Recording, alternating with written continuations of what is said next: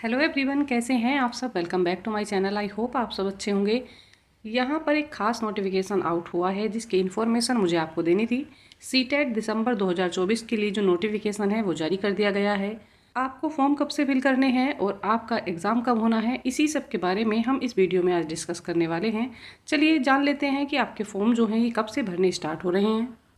Duration of online application, तो ये start हो रहे हैं 17 सितंबर से लेकर, और इनकी जो लास्ट डेट है वो है 16 अक्टूबर। तो आपके पास यहाँ पर समय दिया हुआ है 17 सितंबर से 16 अक्टूबर तक का, लगभग एक मंथ का समय जो है वो आपको यहाँ पर मिल गया है। अब बात कर लेते हैं आपका जो एग्ज़ाम है ये कब होना है। आपका जो एग्ज़ाम है ये रहेगा आपका 1 दिसंबर को। यहाँ पर डेट दी हुई है 1 दिसंबर को आपका एग्ज़ाम होगा। चलिए बात करते हैं पेपर की। पेपर कितनी शिफ्टों में होगा, तो पेपर जो है आपका 2 शिफ्ट में होना है, पेपर 1 और पेपर 2। जैसा कि आपको यहाँ इस टेबल में दिखाई दे रहा होगा, पेपर 2 और पेपर 1 दो ही तरह के पैटर्न पर इस बार भी पेपर होने वाला है। जैसा आपको बताया जा रहा था कि सीटेट का एग्ज़ाम 9 से 12 तक के लिए एक अलग फॉर्मेट में होगा, तो वो फ़िलहाल अभी नहीं हो रहा है। उसके लिए एनसीईआरटी ने 1 साल का समय मांगा था, जिसकी वजह से ये एग्ज़ाम जो है 2025 में किया जाएगा, और फिलहाल पुराने पैटर्न पर ही एग्ज़ाम को कंडक्ट कराया जा रहा है। जो सेकंड पेपर है ये मॉर्निंग शिफ्ट में होगा, जैसा कि पिछले एग्ज़ाम में भी हुआ था, और जो फर्स्ट पेपर है वो इवनिंग शिफ्ट में रहेगा। चलिए इसका समय भी देख लेते हैं। मॉर्निंग जो शिफ्ट है उसका समय रहेगा 9:30 से 12 तक, और जो इवनिंग शिफ्ट है पेपर फर्स्ट की उसका समय रहेगा 2:30 से लेकर 5 बजे तक। तो आपको यहाँ पर ये जानकारी मिल गई होगी। आई होप ये आपके लिए काफ़ी हेल्पफुल रहने वाली है। अब बात कर लेते हैं यहाँ पर जो इसका सिलेबस है इसमें क्या बदलाव किए गए हैं। चलिए उसको भी यहाँ पर देखते हैं।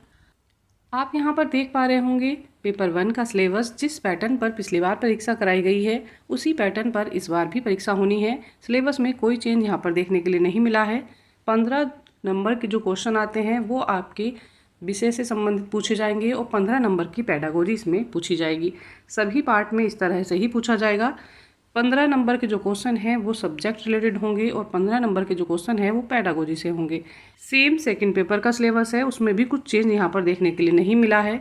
साथ ही लैंग्वेज में भी आप अगर एक लैंग्वेज हिंदी ले रहे हैं तो दूसरी लैंग्वेज आपको अन्य कोई लैंग्वेज में जैसे लेनी होगी। मान लीजिए आपने इंग्लिश ले ली है, कोई मराठी ले सकता है, कोई उर्दू ले सकता है। इस तरह से दोनों लैंग्वेज जो है आप सेम नहीं ले सकते हैं, ये भी यहाँ पर बताया गया है।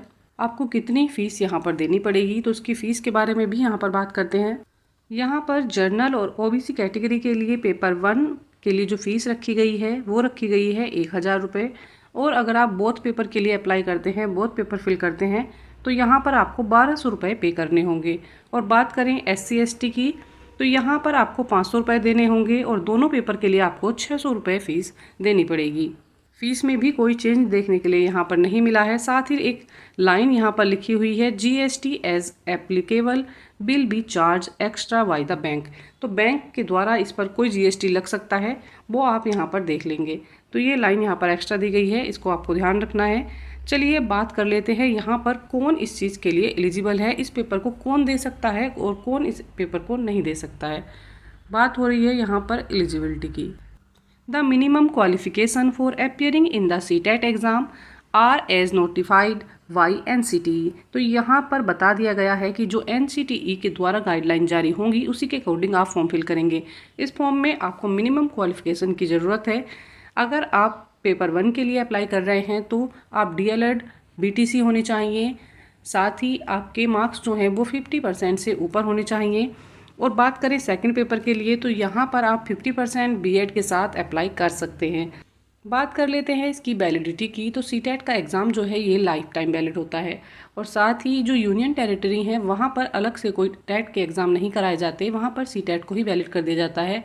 साथ ही उत्तर प्रदेश और बिहार जैसे राज्यों में भी सीटेट जो है वैलिड माना जाता है। कुछ राज्य ऐसे हैं जहाँ पर वो अपना अलग से टेट कराते हैं, स्टेट वाला, वो सीटेट को वैलिड नहीं करते हैं।